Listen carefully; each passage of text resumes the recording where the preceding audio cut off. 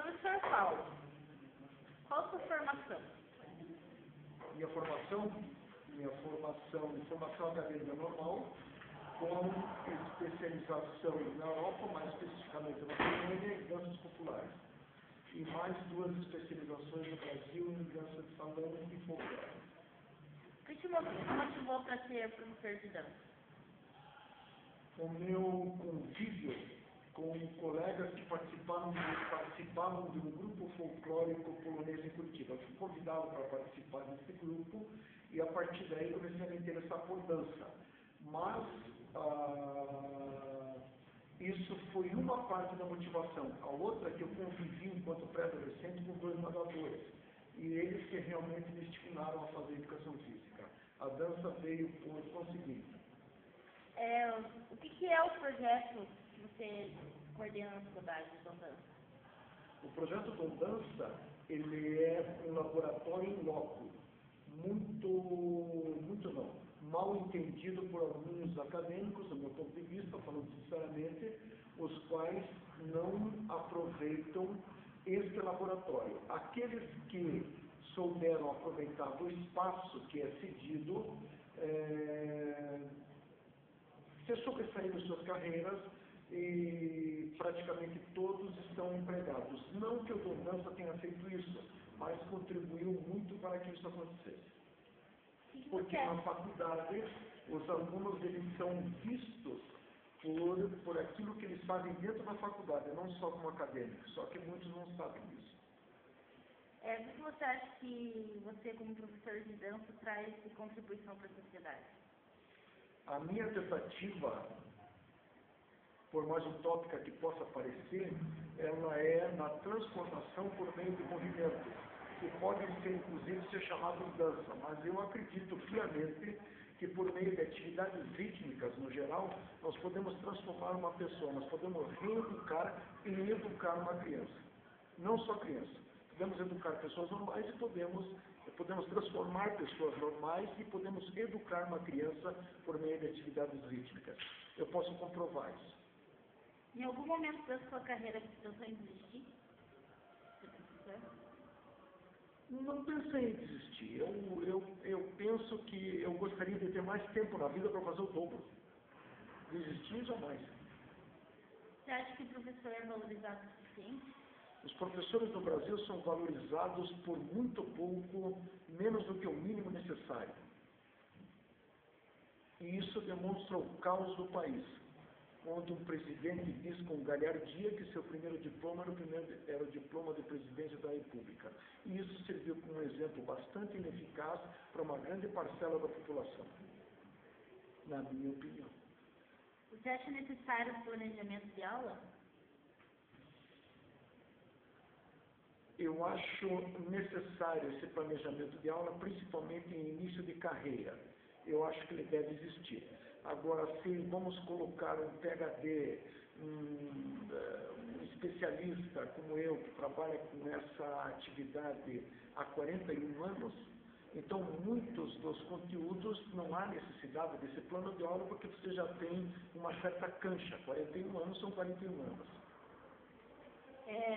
Em início de carreira é primordial. Como você avalia seus alunos? Qual o quesito? Qual a quantidade que você usa para avaliar seus alunos? Estamos falando de alunos de estágio, de dança, da faculdade? Mas que espécie de avaliação você quer? Porque a provas, trabalhos...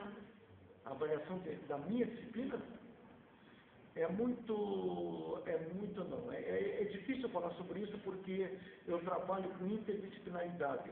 Então, eu não avalio o aluno por aquilo que ele faz dentro da disciplina, e sim pelo contexto geral, principalmente naquilo que tange à educação, ao respeito, à forma acadêmica de ser, incluso nisso a absorção de conhecimentos e respaldo dos mesmos.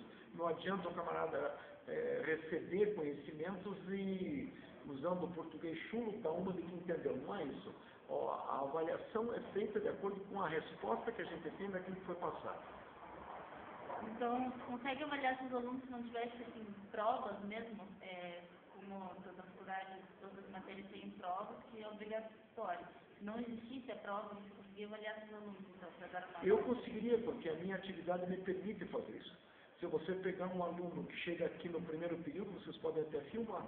Pega um aluno do primeiro período, filme ele andando. E pega um aluno que está terminando o bacharelado e pede para ele andar. Então, eu sou literalmente contra a prova, sou contra a chamada, eu sou contra o sistema. Eu faço parte dele, mas eu não compactuo com ele. Eu acho que para avaliar um aluno, eu não preciso fazer uma prova. E vocês, de um certo modo, são provas disso. Qual é a sua origem? Eu sou descendente de italianos e alemães, mas encontrei meu sobrenome na França e na Holanda também. Tem uma cidade na Holanda que tem o meu sobrenome, Hering. Quero, antes de morrer, visitar essa cidade para ver qual o parente que fundou essa cidade. Então é difícil, talvez seja holandesa, talvez seja alemã, talvez seja italiano, não sei. Você acha que todo professor profissional de educação física, quando ele sai formado da faculdade, ele é capaz de dar uma aula de dança? Bom, no meu caso eu faço uma chacota, eu faço uma brincadeira. Eu digo para os alunos que se ele não conseguir fazer isso, eu rasgo meu diploma. É claro que até esse momento, são 5 anos e meio, isso ainda não aconteceu. Porque partindo do pressuposto que vocês têm que assinar um contrato para participar de aulas que são, de um certo modo, participativas, não tem essa de querer ficar sentado, só não aprende o básico em termos de movimentos aquele que não quiser. Aquele que quer, que se expõe um pouquinho e que tenta praticar, com certeza absoluta terá metodologia suficiente para dar uma aula de dança. Não será uma aula especializada, mas dará uma aula de dança sim. Por qual o senhor relatou na entrevista, o senhor já visitou vários países, certo? 27 países. Tá. E como o senhor vê a educação, desses 27 países que o senhor visitou, o senhor consegue tirar uma conclusão ou fazer uma comparação de educação dos outros países com a do Brasil?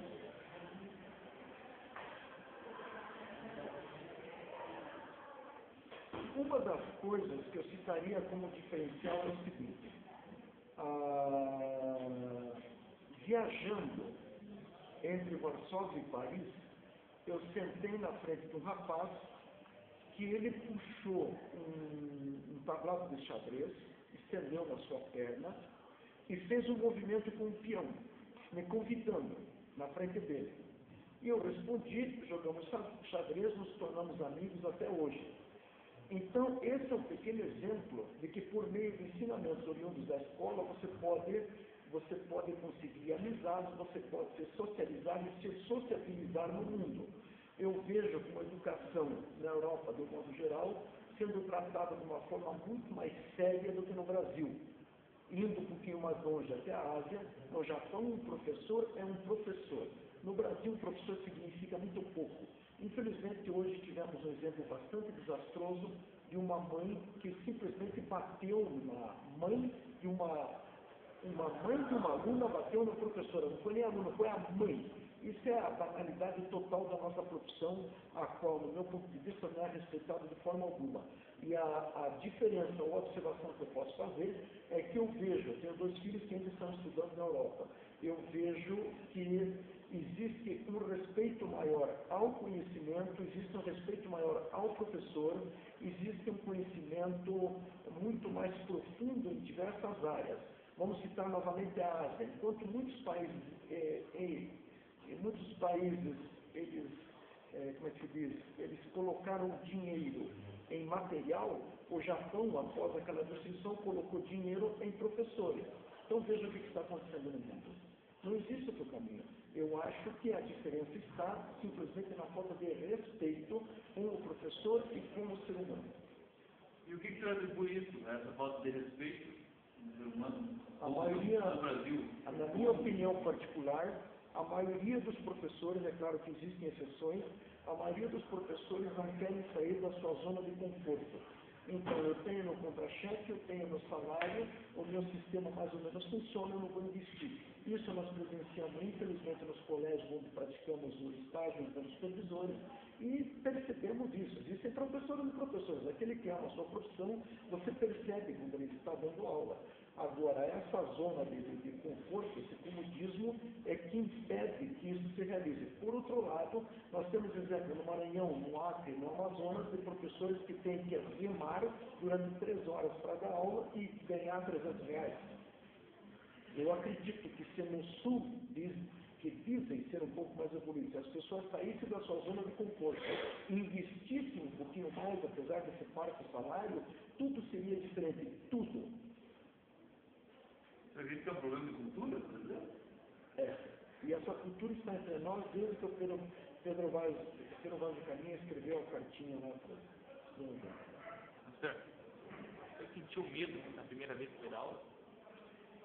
Eu não senti medo porque eu acabei fazendo isso empiricamente e depois só fui agregando conhecimento e fui viabilizando cada vez mais. E quando eu comecei a dar aula de folclore, eu já tinha conhecimento específico do fato. E dava aulas empiricamente, aulas de ginástica também. E pelo convívio que eu tive com 2 nadadores, sempre nesse meio, né? E meu pai era uma pessoa no linguajar que vocês descolava, minha mãe também, sempre dançávamos e tudo, então eu não tive esse medo de dar uma aula. É claro que havia um certo entusiasmo e um certo receio quando fui dar aula na creche, aquelas primeiras aulinhas ali, isso sim, mas isso não transcorreu no meu caso de forma muito complicada não, porque me considero uma pessoa criativa e me adapto rapidamente aos ambientes onde eu estou. Obrigada, professor Paulo. Obrigado. Por nada, sejam felizes no seu trabalho. Obrigada.